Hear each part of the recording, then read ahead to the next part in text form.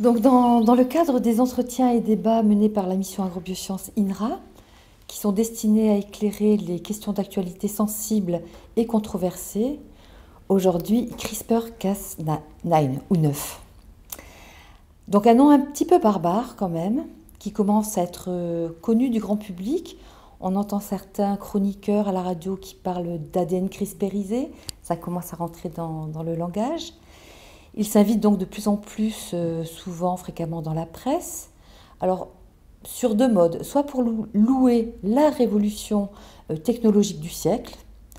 On dit qu'elle va permettre de couper de manière très précise un gène de l'ADN et de le réparer, enfin de le remplacer par un autre, de façon efficace, de façon très peu coûteuse.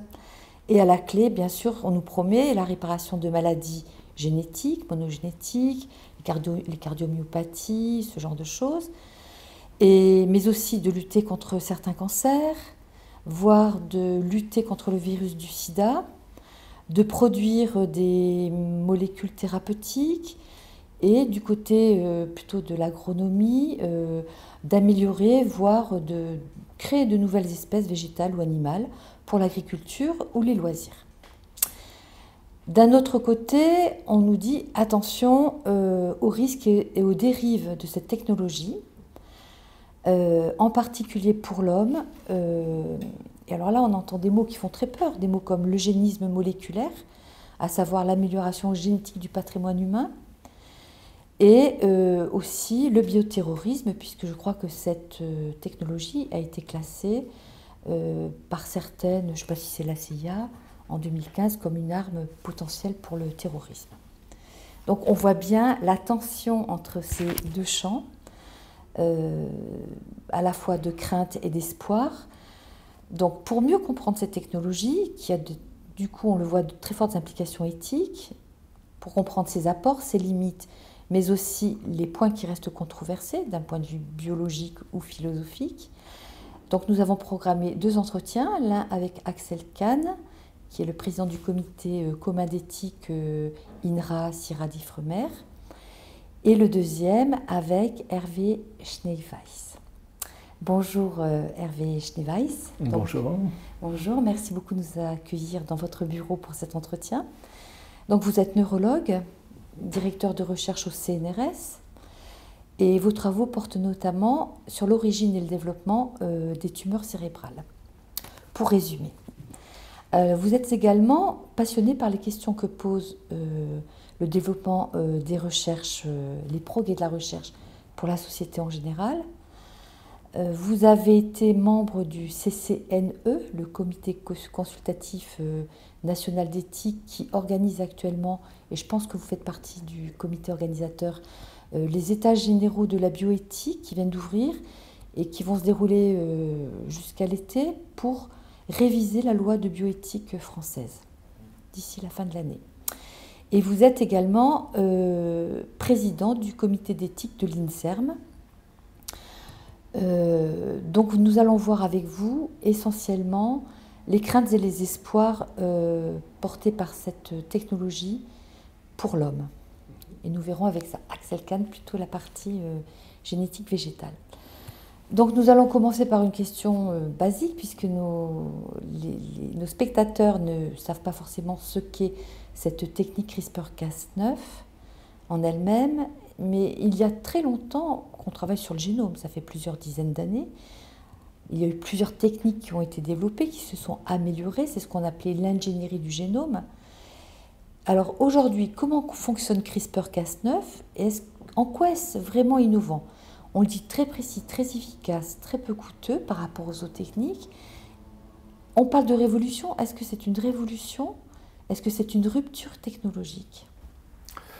Alors, parce que c'est une rupture technologique, c'est une révolution. Parce que dans les sciences de la vie, en général, ce sont des avancées techniques qui permettent d'ouvrir de nouveaux champs de connaissances. Donc, c'est un nouvel outil qui va vraiment nous permettre d'avancer très vite dans différents domaines.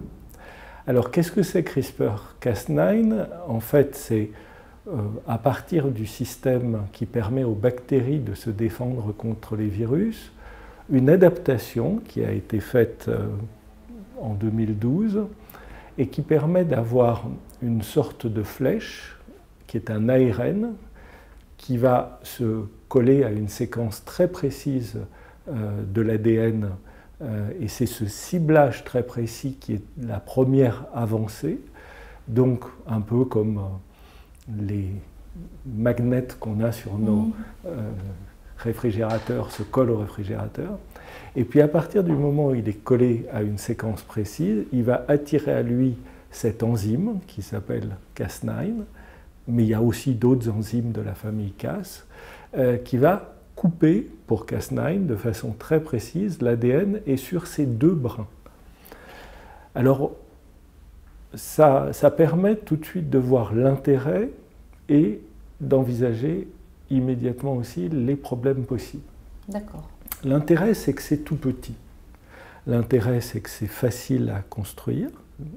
L'intérêt, c'est que c'est peu coûteux. L'intérêt, c'est que ça fonctionne très bien et très vite. Alors à partir de là, bien on voit différentes choses. Pourquoi est-ce que c'est une révolution ? Ça fait 40 ans qu'on sait modifier l'ADN avec ce qu'on appelle la recombinaison génétique et ça avait déjà valu en 2007 le prix Nobel pour Mario Capecci, Oliver Smithy et Martin Evans. Donc c'est pas nouveau. Toutes les souris transgéniques qui ont été faites au cours des 40 ou 50 dernières années sont le fruit de la recombinaison homologue. Mais c'était quelque chose d'extrêmement lourd, il fallait faire rentrer des enzymes dans la cellule qui étaient des grosses enzymes, c'était pas très fiable. Il y a une quinzaine d'années, on a commencé à trouver des moyens de rendre ces enzymes, leur localisation très fiable. Ça a été les enzymes adoisins, les zinc fingers ou les TALEN qui ont été un progrès. Mais là encore, on est avec des gigantesques constructions qui sont très difficiles à faire rentrer dans une cellule. On arrive avec une toute petite construction, juste un ARN guide et l'enzyme, très facile à faire rentrer, très précise dans son ciblage, même s'il peut y avoir des séquences de l'ADN qui se ressemblent, d'où les effets hors cible possibles. Et puis une enzyme Cas9 qui est très précise dans ses coupures, mais bien sûr jamais du 100%, d'où la possibilité de ne couper qu'un brin au lieu des deux, ou de trop couper, de faire plusieurs coupures à la fois. Et donc on voit des effets secondaires ou des améliorations technologiques qui sont encore à produire. Mais le résultat de ce qui se passe depuis 5 ans maintenant, c'est du même ordre que ce qui s'est passé avec la découverte de la PCR dans les années 70, quand Karem Ellis a découvert le principe de la PCR et qui a été la voie ouverte à toute la biologie moléculaire. La PCR, en 2 mots. La réaction de polymérisation en chaîne. Ben, on a encore une découverte extraordinaire. Karem Ellis s'intéressait à comprendre comment les bactéries de source chaude se répliquaient, alors qu'on sait que toutes nos protéines se débobinent et s'agrègent au-dessus de 56 degrés. C'est ce qui donne le blanc d'œuf quand on fait chauffer des œufs pour les faire cuire mollets puis durs. Eh bien, il a découvert des enzymes qui résistent jusqu'à 100 degrés et qui permettent la réplication de l'ADN. Et ça a donné la technique qui permet d'amplifier l'ADN, qui a été essentielle à tout le travail sur le génome depuis le milieu des années 70. Sans cette réaction de PCR, on n'aurait pas pu faire la révolution de la biologie moléculaire. Eh bien, CRISPR-Cas9 ou des variants de CRISPR-Cas9, alors soit des variants de l'enzyme, on va pouvoir couper plus. Cas9, c'est juste une coupure. On a des enzymes comme Cas2 qui, eux, sont des espèces de gommes qui effacent 100 paires de bases d'un seul coup. On a des enzymes comme Cas13 qui, elles, coupent l'ARN. Donc il y a toute une famille d'autres. Et puis, l'imagination des chercheurs depuis 5 ans a été colossale. Et donc, tout de suite, il y a eu l'idée d'utiliser le principe comme ciblage de l'ARN. Donc, on a des modifications de l'enzyme Cas9 pour la rendre inactive pour la coupure, mais lui permettre d'activer un gène, d'inhiber un gène, de placer une balise fluorescente sur un gène, de faire une modification chimique d'un gène.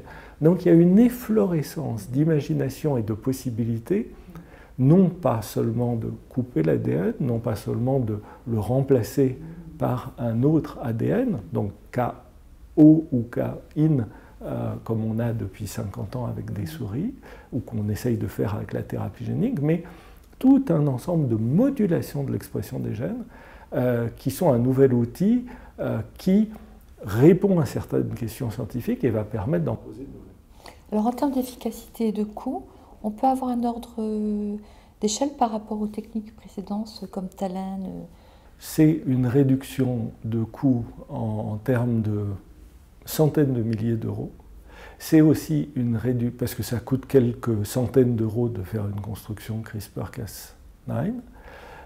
C'est aussi un gain d'efficacité. On est entre 1000 et 1 million de fois plus efficace qu'on ne l'était avec les outils précédents. Il y a clairement beaucoup de cellules dans lesquelles les outils précédents ne pouvaient pas marcher parce qu'ils ne rentraient pas dans la cellule. Maintenant, on arrive à rentrer dans la cellule. Et puis, il y a un gain de temps, c'est-à-dire que là où il fallait des mois ou des années pour construire l'outil, il suffit de quelques heures ou quelques jours. Pour des organismes comme des poissons, par exemple, le modèle poisson-zèbre qu'on utilise, le modèle Caenorhabditis elegans, qui est un petit ver de terre qu'on utilise comme modélisation, il suffit de quelques heures ou quelques jours pour avoir la construction, la tester, vérifier son efficacité. Et ça permet aussi d'ouvrir le principe de la modification des gènes, de la recombinaison homologue, à des espèces qui jusque-là n'étaient pas accessibles à ce type d'intervention. Aujourd'hui, on peut faire des rats transgéniques, ce qu'on ne savait pas faire avec les techniques précédentes, mais on peut faire aussi des méduses transgéniques, des poissons transgéniques, des oiseaux transgéniques, des singes transgéniques. Toutes les espèces du vivant sont concernées désormais. Voilà, ce qui n'était pas le cas avec les techniques précédentes. Alors, on va rester sur le plan scientifique avant vraiment d'aborder les questions éthiques posées par cette technique. Donc, on a bien compris, vous expliquer la précision avec quelques bases de l'ADN, avec cette précision de l'ARN qui vient vraiment reconnaître une petite portion de l'ADN. Mais il y a déjà quelques voix de scientifiques qui viennent s'insurger pour relativiser cette précision chirurgicale, si je peux employer cette expression.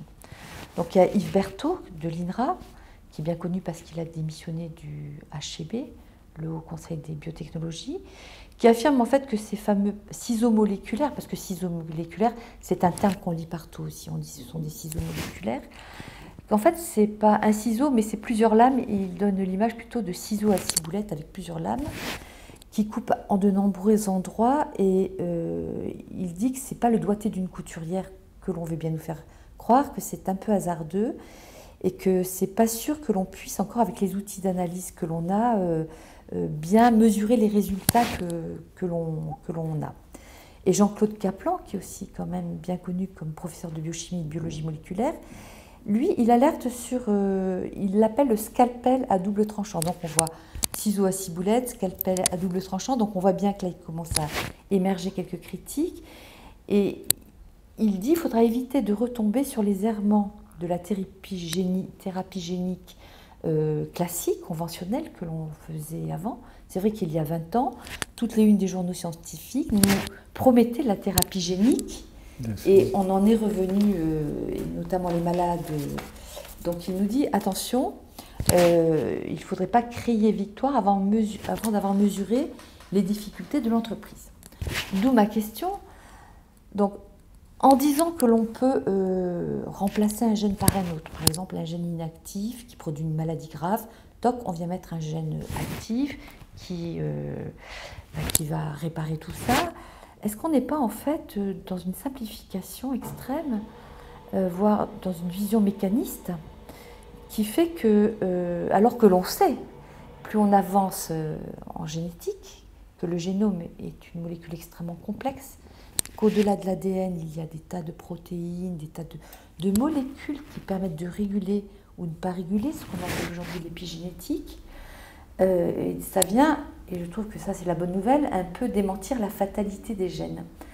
Alors, qu'est-ce que vous répondez à ces critiques sur la Alors, simplification? il y a des éléments critiques qui ne sont pas faux. Les critiques que vous avez mentionnées sont quand même très exagérées. Et puis, il faut différencier différents aspects. Il y a des aspects qui sont des aspects techniques, et puis il y a des aspects qui sont des aspects de dynamique du génome. Alors, sur l'aspect proprement technique, la comparaison, c'est d'abord comparaison n'est pas raison, et puis surtout, la technique évolue très vite, donc les faits actuels démentent déjà l'idée qu'il y aurait beaucoup de coupures aléatoires. De fait, avec l'amélioration déjà des techniques, on se rend compte qu'il y a très peu de coupures hors cible. Et qu'il y a très peu, c'est quoi? Très peu, ça veut dire vraiment, on a du mal à les trouver et elles se comptent sur les doigts d'une main, et puis elles ne sont pas forcément de signification. Par contre, ce qui est clair, c'est que dans l'état actuel des choses, pour la coupure elle-même, on ne maîtrise pas toute la machinerie de réparation de l'ADN. Or, le principe de l'action, on a parlé de l'outil CRISPR-Cas9, mais la question c'est qu'est-ce qui se passe après la coupure? Après la coupure, il y a deux grandes familles de mécanismes de réparation de l'ADN. Il y en a un qui est le plus répandu, le plus rapide, et qui répare, mais qui répare mal. Il colle, mais à la va-vite. Du coup, il enlève une base ou il rajoute une base, ce qu'on appelle des indels, et c'est ça qui fait l'interruption d'expression du gène. Parce que comme le gène a été mal réparé, qu'on a introduit une erreur, eh bien, au moment de la lecture du gène, ça va s'arrêter. Et là, effectivement, on contrôle mal, on ne contrôle pas du tout d'ailleurs la mécanique de réparation, et du coup, il peut y avoir des indels plus ou moins grands. Et sur un brin de l'ADN et sur l'autre, il peut y avoir deux indels différents. Et ça, on ne contrôle pas. Ce qui fait que peuvent apparaître plutôt des effets sur site, c'est-à-dire au lieu de supprimer ou de corriger une mutation, introduire une mutation. Ça on est conscient de ça, et il y a déjà des travaux qui sont faits pour essayer de mieux maîtriser la propreté de la coupure, l'arrivée du bloc de réparation, la manière dont ça va se réparer.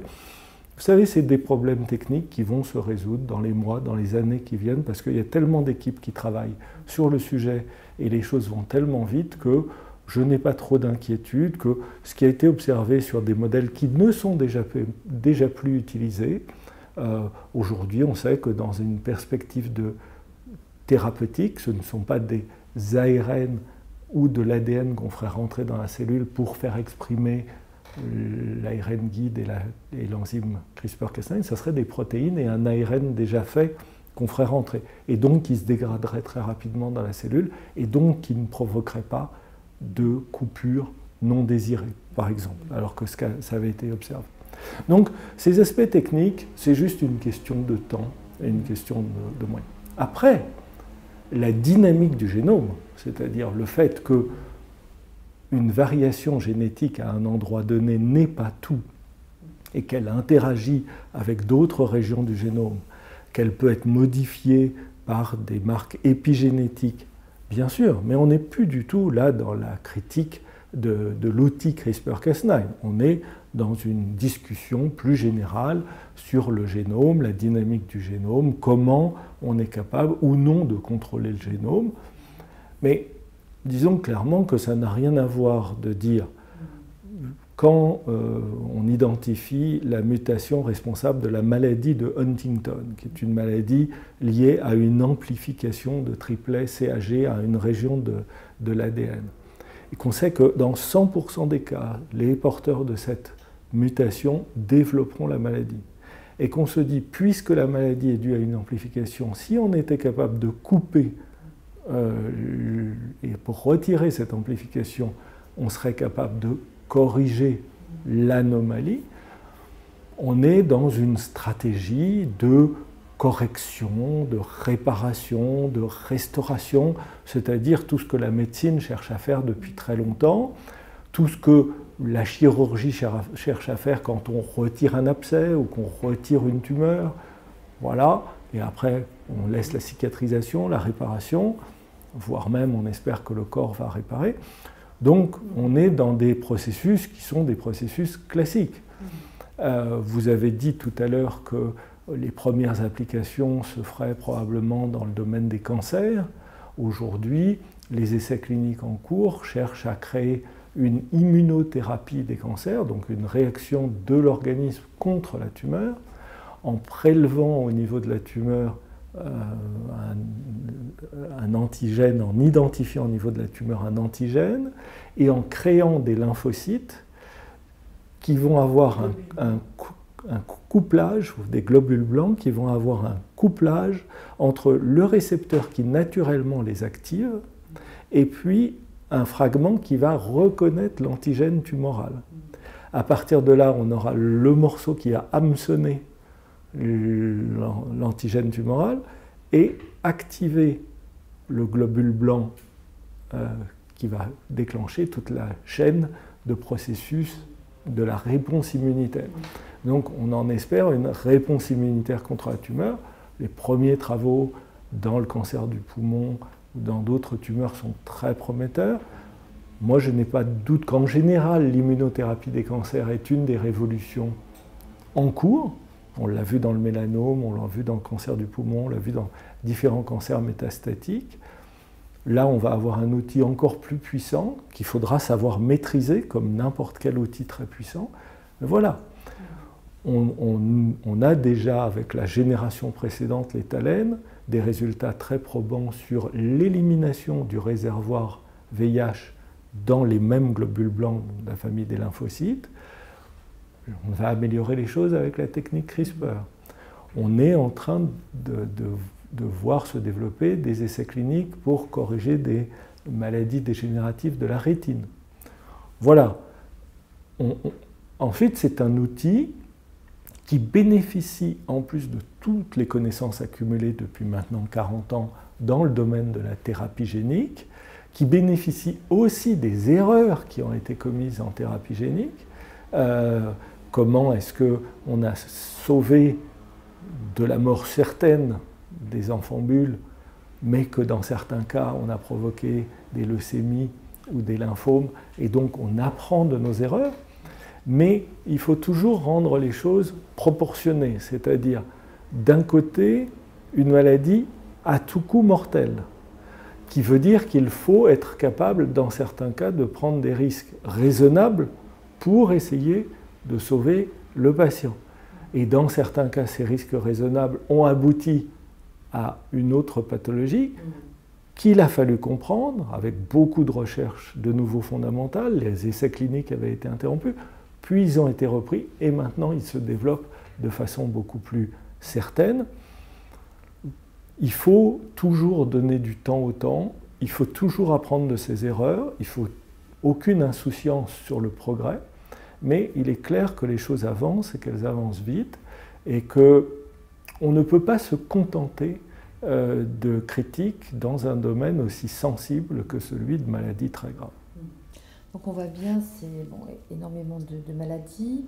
Les publications des chercheurs sont en train d'exploser tous les ans, je ne sais plus à combien on en est, plusieurs milliers de publications chaque année. Ça va des États-Unis à l'est de l'Europe, partout. Et ça nous conduit forcément à la question éthique, avec en première ligne la question qui revient souvent, en tout cas des Chinois, qui font peur, puisqu'ils n'ont pas forcément les mêmes règles éthiques que d'autres pays, puisqu'ils ils ont commencé en tout cas des expérimentations sur les embryons humains, et je ne suis pas sûre que ce soit les seuls, je pense que d'autres l'ont fait aussi, alors qu'il y a quand même une convention internationale qui s'appelle la Convention d'Oviedo, qui remonte à 1998, c'est assez récent, signée par la plupart des pays développés, qui interdit toute modification du génome qui puisse être, puisqu'en fait l'enjeu est là, transmissible aux enfants. Ça veut dire qu'on modifierait un génome qui ferait que notre espèce serait modifiée durablement, de manière irréversible. Donc là, on voit bien que ce que vous disiez, j'ai très bien entendu, la question de la guérison, à la question de l'eugénisme, comment est-ce qu'on améliore les humains, et de la prévention de la maladie à l'amélioration des individus, ça nous rappelle quand même des choses un peu dramatiques. Il y a un pas. Où est le curseur? Qui met le curseur? Alors, d'abord, il faut voir que les travaux qui ont été menés, y compris sur des embryons humains, sont des travaux de recherche fondamentale.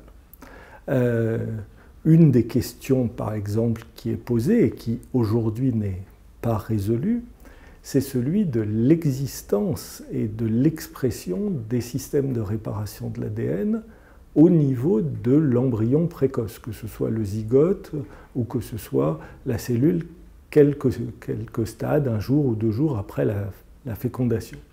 Il n'est pas du tout clair que les systèmes de réparation, que ce soit le système de réparation imprécis qu'on appelle NHEJ ou le système de réparation très précis qu'on appelle HR, que ces systèmes non seulement existent, mais soient actifs chez l'embryon précoce. Donc des travaux ont été menés pour essayer de le savoir. Travaux peu probants pour l'instant. Il y a d'autres travaux qui ont été menés pour essayer de comprendre les stades précoces de développement de l'embryon humain. Dès le 3e jour après la fécondation, on voit des différences morphologiques, des différences d'architecture extrêmement claires entre un embryon humain et un embryon de souris, par exemple. Donc il y a bien une spécificité du programme développemental chez l'humain qui est aujourd'hui totalement inconnu, et donc il y a un enjeu de connaissance. À cet enjeu de connaissance, la Convention d'Oviedo ne met aucun frein. La Convention d'Oviedo interdit la modification du génome quand elle est transmissible. Quand elle est à des fins de recherche, elle n'est pas interdite. Ça veut dire si on réimplantait les embryons, par exemple, non. À des fins de recherche. Donc là, il est hors de question de faire se développer les embryons pour donner des êtres humains qui eux-mêmes seraient modifiés. On en est au stade, pour l'instant, de la recherche. Et la Convention d'Oviedo, dans son article 13, interdit le caractère transmissible, mais n'interdit pas la recherche en tant que telle. Alors, il se passera beaucoup de temps avant que les connaissances acquises en termes de recherche ne puissent avoir un caractère translationnel. Mais discutons cela quand même. Imaginons que les progrès techniques sont tels que dans 5 ans, dans 10 ans, dans 15 ans, peu importe, on soit capable, dans des conditions fiables, de modifier un gène au stade embryonnaire. À partir de là se posera les mêmes questions que celles qui se posent aujourd'hui vis-à-vis de l'analyse du génome embryonnaire. Aujourd'hui, on essaye d'éviter des maladies d'une particulière gravité avec le diagnostic pré-implantatoire. Quand dans une famille, plusieurs enfants ont déjà, un enfant ou plusieurs enfants ont déjà été atteints d'une maladie génétique d'une particulière gravité. Aujourd'hui, on en dénombre déjà plus de 200 qui correspondent à cette définition. Eh bien, on essaye d'éviter la naissance d'un nouvel enfant malade et qui est appelé à mourir dans un délai proche. Et donc, on va écarter du parcours de la fécondation in vitro et de la procréation médicalement assistée les embryons qui sont atteints. C'est le cas, par exemple, de cette maladie de Huntington dont je parlais tout à l'heure. Si on était capable de soigner ces embryons atteints, et qui, dans de nombreux cas, semblent viables, si on était capable de les soigner dès les premiers stades, de les soigner en réparant le gène ou en corrigeant le gène défectueux. Je ne vois pas très bien où serait l'insulte à l'humanité que d'éradiquer la maladie de Huntington ou d'imaginer que demain nous n'aurons plus de mucoviscidose ou nous n'aurons plus de drépanocytose ou de certaines maladies cardiovasculaires qui provoquent des troubles du rythme précoce. On aurait fait notre devoir de médecin en supprimant une maladie qui conduit à des maladies graves et à une mortalité précoce des personnes qui sont malheureusement atteintes de ces variations, de ces mutations. Alors, après, il y a toujours le fantasme de l'homme augmenté ou de l'eugénisme, de choisir, je ne sais quoi, la couleur des yeux, le sexe, des choses comme ça. Alors déjà, il y a des choses qu'on saurait faire, mais qu'on ne fait pas. Par exemple, choisir le sexe. On sait le faire aujourd'hui, il suffit de trier les spermatozoïdes. Bon, on ne le fait pas parce que ça n'a pas de sens. Et parce que nos pays, heureusement, il y a autant de couples qui veulent des garçons que de couples qui veulent des filles. Bon. Est-ce que demain, il faudra... Alors déjà, il faudrait qu'on sache si certains gènes sont réellement impliqués dans telle ou telle propriété. Alors, les gènes qui sont impliqués dans le poids, dans la taille, on sait qu'il y en a, mais ils sont plusieurs. Il faudrait les modifier tous à la fois pour changer. Et puis, quel sens ça aurait de faire des humains plus grands ou plus petits, à part dans des films de science-fiction où on résout le problème de la surpopulation sur Terre et de la faiblesse des ressources en faisant des humains plus petits. Bon, là, on n'est pas dans l'homme augmenté, on est plutôt dans l'homme diminué. Enfin, ça ne se ferait pas comme ça ne se ferait pas du jour au lendemain. Vous discuterez avec Axel Kahn de la modification de certaines espèces animales. Si on utilise les techniques CRISPR-Cas9, surtout organisées autour de vectorisation qu'on appelle le gene drive, là, on peut modifier des espèces comme les moustiques en quelques générations. Ça veut dire 2-3 ans. Mais chez l'homme, où une génération prend 25 ans, peut-être même plutôt 30 ans maintenant, avec le temps de renouvellement. Si on voulait modifier l'espèce humaine, ça prendrait des millénaires. Et quel sens ça aurait? Donc, voyez bien que nos sociétés ont les moyens légaux, avec des lois qui encadrent, les lois de bioéthique, de dire, si les conditions de sécurité étaient réunies, ça on autorise, dans les mêmes conditions par exemple que le diagnostic préimplantatoire, ça on interdit. Ça c'est de la médecine, ça c'est du cosmétique ou c'est de la récréation et on n'en veut pas. C'est une question de responsabilité, c'est une question d'encadrement. Et de ce point de vue-là, on voit un progrès qui est international parce que dans les conférences sur les enjeux éthiques de CRISPR-Cas9, les Chinois ont participé, comme les Américains, comme les Européens. La Chine a l'intention d'être non seulement la deuxième économie, ou voire même peut-être la première économie de la planète dans quelques années, mais pour cela, elle sait très bien que les sciences de la vie seront centrales et que pour être la première économie du monde, y compris dans les sciences de la vie, il faudra respecter les mêmes règles éthiques que tout le monde. Et donc, c'est une question d'années, mais de la même façon que les Chinois vont devenir prédominants sur la scène internationale, y compris dans les sciences de la vie, ils vont devenir en harmonie avec nous sur le plan des règles éthiques. Parce qu'il semblerait que ce soit quand même une technologie assez facilement abordable. On dit qu'on peut acheter un peu de poudre de Cas9 pour quelques centaines de dollars sur Internet, avoir quelques notions de biotechnologie et créer cet outil CRISPR-Cas9. On parle de biohackers, on parle de bioterrorisme. Est-ce que ça vous semble complètement de la science-fiction ou vraiment... Non, non, absolument pas. Il peut y avoir des pays malveillants, même si la Chine rentre dans une... Oui. Voilà. Alors, bien sûr, mais on n'a pas attendu CRISPR-Cas9 pour avoir des armes biologiques potentiellement dangereuses. On sait tous qu'on a éradiqué la variole, mais que certains pays ont conservé des stocks de virus de la variole. On n'a pas attendu CRISPR-Cas9 pour voir les attaques au charbon, à la bactérie du charbon, aux États-Unis, tout de suite après les attentats du 11 septembre. Donc, l'idée que des biohackers pourraient faire n'importe quoi ou que des bioterroristes pourraient faire n'importe quoi, malheureusement, c'est une idée possible, sachant que probablement ils seraient la première victime de leurs propres agissements. En attendant, il semble que la Kalachnikov soit beaucoup moins chère ou que l'AKR-15 soit beaucoup moins chère et beaucoup plus prisée des terroristes que les bactéries. Ça doit faire plus de bruit, ça doit être plus spectaculaire. On est capable de voir tout de suite les morts qu'on fait. Et donc bien sûr, je souhaite que nous soyons vigilants et conscients de ce que nous faisons.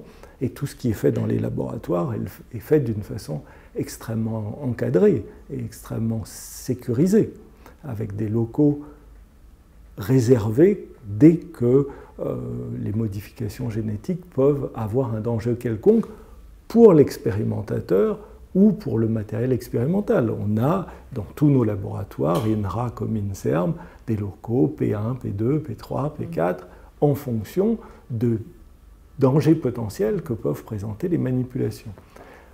On peut espérer que les biohackers en fassent autant, ou en tout cas que la surveillance, mais c'est par la police ou par les services de renseignement, permettront de déjouer ce genre de choses. On est à l'abri d'aucune folie. En fait, il y a quelque chose que je ne représente pas bien. En fait, quelle est la part de recherche fondamentale dans l'utilisation de CRISPR-Cas9 et la part vraiment d'application? Alors, la technique s'est répandue dans des milliers de laboratoires, dans tous les laboratoires. Vous voyez, même dans un laboratoire de neurosciences, on utilise CRISPR-Cas9 déjà depuis 2 ans. Parce que c'est un outil comme les enzymes de restriction avant, comme la PCR avant. Donc, c'est devenu un outil utilisé par tous les laboratoires. Et puis, à côté de cela, il y a des laboratoires qui sont spécialisés dans l'étude des différents combinaisons CRISPR-Cas9 ou dans d'autres stratégies d'ailleurs de modification de l'ADN utilisant le même principe, en particulier des versions modifiées de Cas9 pour servir de radeau d'ancrage qui va permettre d'apporter à un endroit précis de l'ADN justement ce qui va permettre d'activer le gène ou au contraire de l'inhiber, de l'activer quand on veut avec une molécule qu'on apporte ou de l'inhiber quand on veut avec une molécule qu'on apporte, de le rendre comme une balise, c'est-à-dire qu'il y a un signal par exemple fluorescent qui est émis, de modifier directement une base sur l'ADN, de transformer une adénosine, d'amener un système chimique de déamination et de transformer derrière en thymidine. Sans aucune coupure, ça permettrait de corriger une mutation. Il y a vraiment beaucoup de possibilités. Mais ça, c'est des laboratoires qui sont spécialisés dans la compréhension de la modification du génome ou du développement technologique autour de ça. D'accord. Donc le comité d'éthique de l'INSERM, dont vous êtes le président, a étudié la question et a, je suppose, émis un avis et des recommandations. Est-ce qu'on peut savoir quelle est la teneur de... Alors on a très rapidement été saisi de ces questions parce que dès le début de 2015, justement, des rumeurs circulaient autour de ces expériences chinoises sur des embryons humains. Donc très rapidement, le comité d'éthique a examiné les questions et a produit une note qui est disponible sur le site du comité d'éthique avec différentes versions de la note depuis fin 2015 qu'elle est présente. La première constatation qu'on a faite, c'est que sur le plan fondamental des questions éthiques posées par les modifications du génome, la technique CRISPR-Cas9 n'apportait aucune question, aucun questionnement qui n'ait déjà été abordé depuis maintenant plus de 40 ans, depuis la fameuse conférence d'Asie-Lemar en 1974, et qui avait abouti déjà à des classifications de sécurité. Les fameux laboratoires L1, L2, L3, P1, P2, P3, c'est la conséquence de cette conférence d'Asie-Lemar où Paul Berg, prix Nobel pour la découverte des virus oncogènes, avait réuni un certain nombre de scientifiques pour discuter des dangers potentiels et des enjeux éthiques des modifications du génome. CRISPR-Cas9 amène une simplification, une accélération, mais rien qui ne soit absolument nouveau. C'est la possibilité de le faire qui est nouveau. Les choses étaient très théoriques dans les questionnements, elles deviennent très pratiques parce qu'aujourd'hui on a vraiment la possibilité de faire beaucoup plus de choses. Ça, c'est le premier constat. Le deuxième constat, c'est que ce qui est probablement le plus important, le plus prégnant, le plus immédiat, ce sont les atteintes qui pourraient être portées à notre environnement soit directement par la manipulation de certaines espèces végétales, qui ne sont plus aujourd'hui qualifiées d'OGM, mais de MOJ, d'organismes modifiés par ingénierie des génomes, mais qui ne répondent plus aux définitions classiques de l'OGM chez qui on apporte un gène étranger, vous en parlerez mieux avec Axel Kahn, et les modifications qu'on peut apporter à certains animaux, en particulier ces réactions en chaîne qui peuvent être déclenchées par le forçage génétique, c'est-à-dire le fait d'avoir un héritage biaisé d'une modification apportée par une construction avec le ciblage de certaines populations.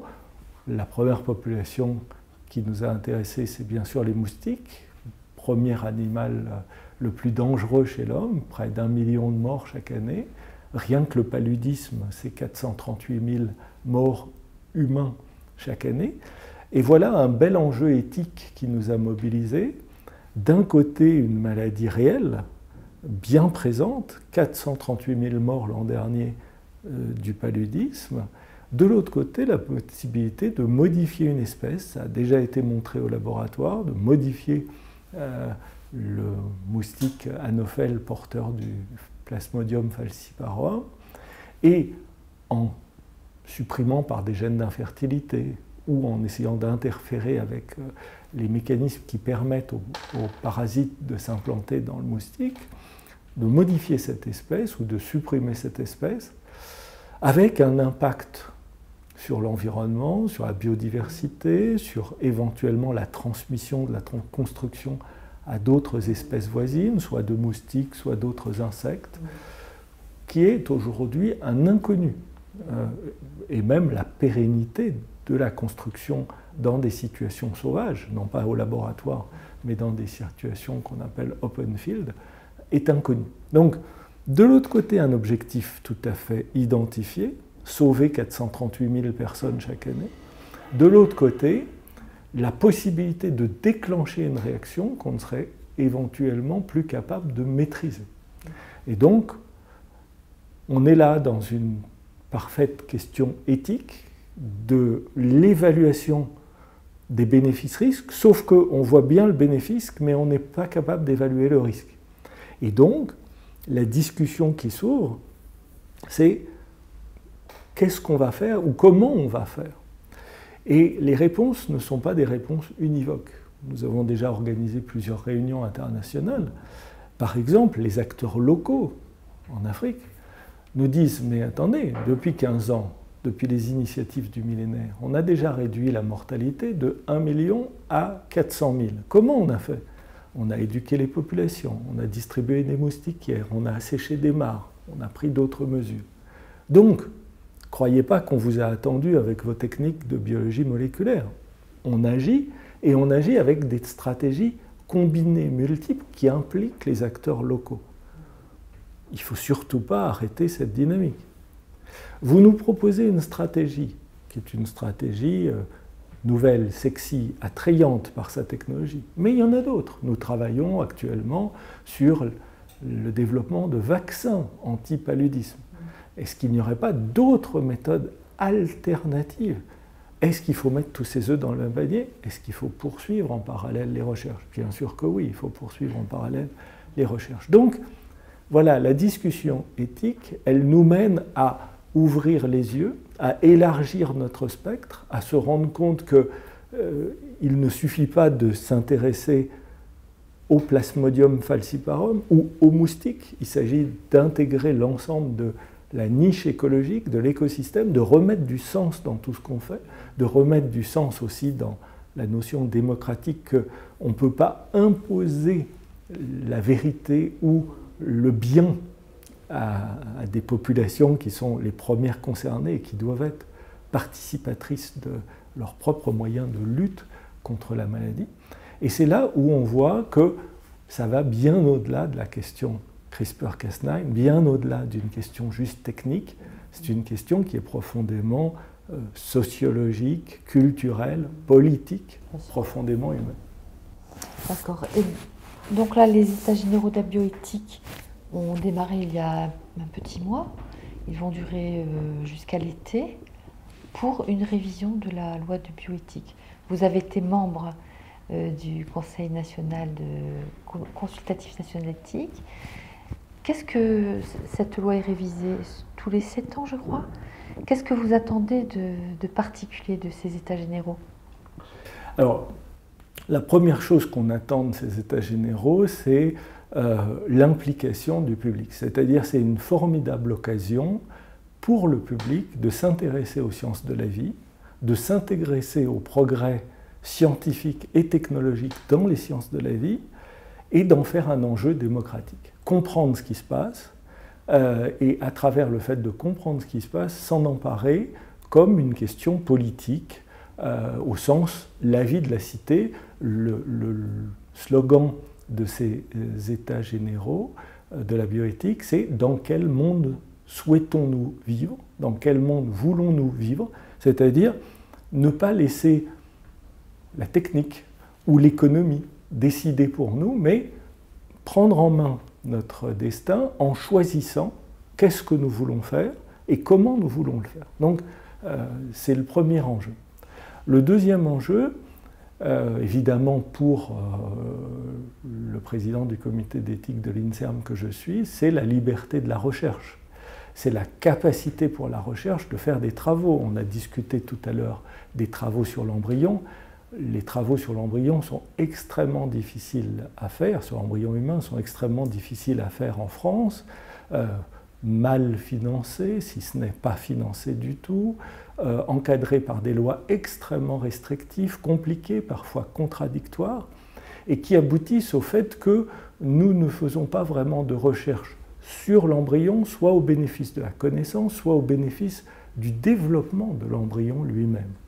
Et nous allons en être réduits à attendre que des avancées soient faites ailleurs et qu'elles soient tellement importantes que nous ne pourrons plus faire autrement que de les importer sans en avoir la maîtrise. Donc l'importance de la recherche, de donner du sens à une recherche, mais une recherche qui soit éthique, qui soit très encadrée. Donc comment donner les moyens de cette recherche dans le domaine du développement précoce, dans le domaine des neurosciences, qui sont aussi encadrées, dans des nouveaux domaines, celui de l'intelligence artificielle, celui des données massives, tout le bénéfice qu'il y a à tirer de l'utilisation des données massives, mais à côté de ça, comment protéger la vie privée individuelle, comment éviter des stigmatisations, surtout par exemple dans des domaines comme celui des prêts bancaires ou des assurances. On a des questions qui se posent également en termes de recherche sur l'impact de notre environnement sur notre santé, comment cet environnement, l'environnement de la pollution, l'environnement du monde numérique, des écrans qui nous entourent, impacte sur notre corps, sur le fonctionnement de notre cerveau. Ce sont des enjeux. Puis on a des enjeux transversaux autour de l'origine de la vie, tout ce qui est autour de la procréation et des naissances. Et puis, le gouvernement a demandé que soient inclus aussi des questions autour de la fin de vie, avec des discussions qui sont plutôt des discussions sociétales. Faut-il ou non autoriser le suicide médicalement assisté? Comment, dans certaines circonstances, gérer la fin de la vie d'un être humain? Voilà les nombreuses questions, nombreux chantiers qui sont ouverts dans ces États généraux de la bioéthique. Et il faut que le public s'en empare. Comment peut-il faire? Parce que je n'ai pas trouvé que c'était très simple en allant voir sur le site de la CCNE. C'est vrai. Bon, alors depuis lundi dernier, vous avez le site des États généraux qui a ouvert et qui, lui, est un très joli site. Donc il faut aller déjà sur le site des États généraux de la bioéthique, sur lequel on peut consulter ce qui se passe et déposer des contributions. En quelques jours, on a eu plusieurs dizaines de milliers de consultations et plus d'un millier de propositions qui ont déjà été déposées sur le site des États généraux. La deuxième mode de participation, c'est les débats. Il y a plus de 70 débats qui vont avoir lieu dans les différents espaces éthiques régionaux à travers la France. Les 13 régions ont chacune leur espace éthique régional et de nombreux débats seront organisés dans le cadre de ces espaces éthiques régionaux. Le CCNE lui-même mène une série d'auditions et l'ensemble de cela, le quatrième composante étant un jury citoyen qui a commencé à se réunir le week-end dernier et qui lui-même donnera un avis sur le déroulement des États généraux et donnera un rapport sur un des thèmes. L'ensemble de ces 4 composantes aboutira à un rapport des États généraux de la bioéthique au mois de juillet prochain pour des propositions de modification de la loi.